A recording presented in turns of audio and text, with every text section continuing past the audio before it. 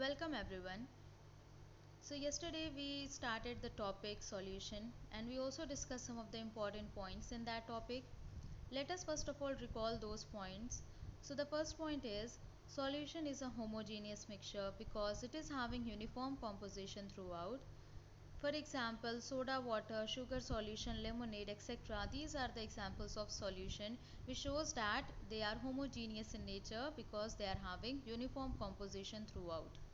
Second important point is that solution it also exists in solid state and gaseous state. That means we are having solid solution as well as gaseous solution also.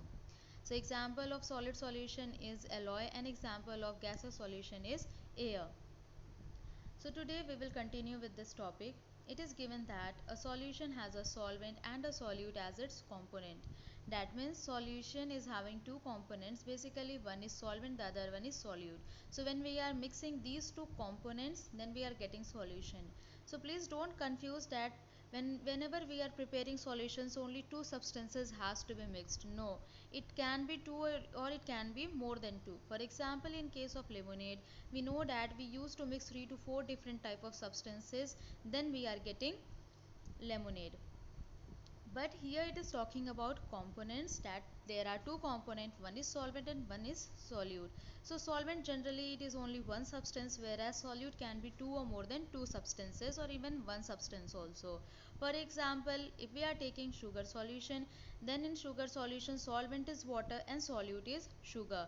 But if we are taking the example of lemonade, then in lemonade solvent is water but solutes are sugar, lemon juice, sometimes salt and different stuff. So solute can be more than two or more than two also, and it can also be even one. The component of the solution that dissolves the other component in it, usually the component present in larger amount is called the solvent. Like I have said, now only I have given the example. In case of sugar solution or in case of lemonade, the larger or the major component is water. That is why water is the solvent in these cases.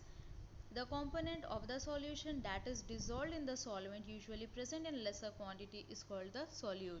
So if we are taking sugar solution, then sugar is the solute because sugar is present in lesser quantity and it is getting dissolved in solvent. Same way in case of lemonade, our solutes are lemon juice, salt, sugar, because these are present in lesser quantity and they are also getting dissolved in water, which is solvent. Now the next thing is example. So first example is, now these are very important points. I will tell you that what type of questions you may get. So first example is, a solution of sugar in water is a solid in liquid solution.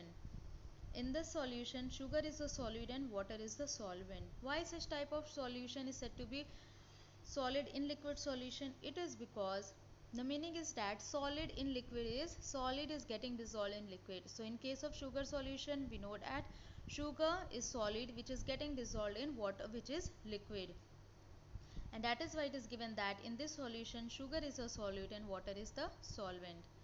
Then next one is a solution of iodine in alcohol known as tincture of iodine. Now this is very important point. There is a chance that you may get such type of questions in MCQ, that what is tincture of iodine. Maybe like they may give you four different options and then you have to choose the correct one. That tincture of iodine means solution of iodine in alcohol. So here alcohol is the solvent as it is given. So in tincture of iodine has iodine. Iodine is in solid state as the solute, and alcohol which is in liquid state, it is as the solvent. So iodine, as it is solute, it is getting dissolved in alcohol. So that is why it is also an example of solution of solid in liquid. I hope that you have understood the meaning of solid in liquid solution. Solid in liquid solution, I am repeating it once again. It means that solid is the solute whereas liquid is the solvent. Third one is aerated drinks like soda water or cold drink, etc. are gas in liquid solutions. So this is a different type of solution. The first two, they are solid in liquid solution. Now this third one is gas in liquid solution.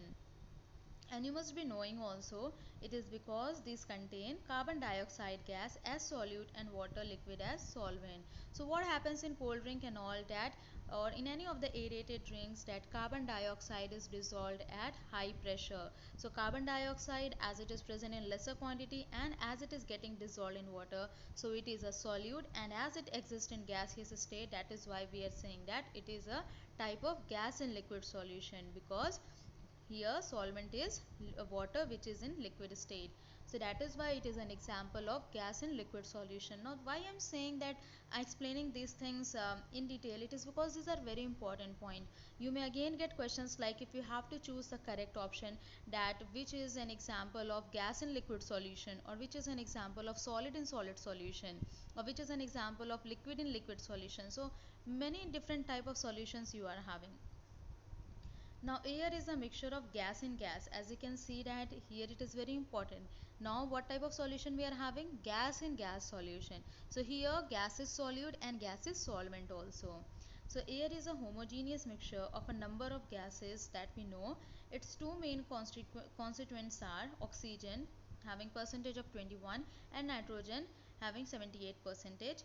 The other gases are present in very small quantities. So that is why we can say that as air is a mixture of different gases which is mixed in such a way that we are getting uniform composition throughout, and that is why we are saying that air is homogeneous in nature and it is a solution of gas in gas. So here in case of air, we are only, solute is also gas and solvent is also gas, and that is why air itself is in gaseous state.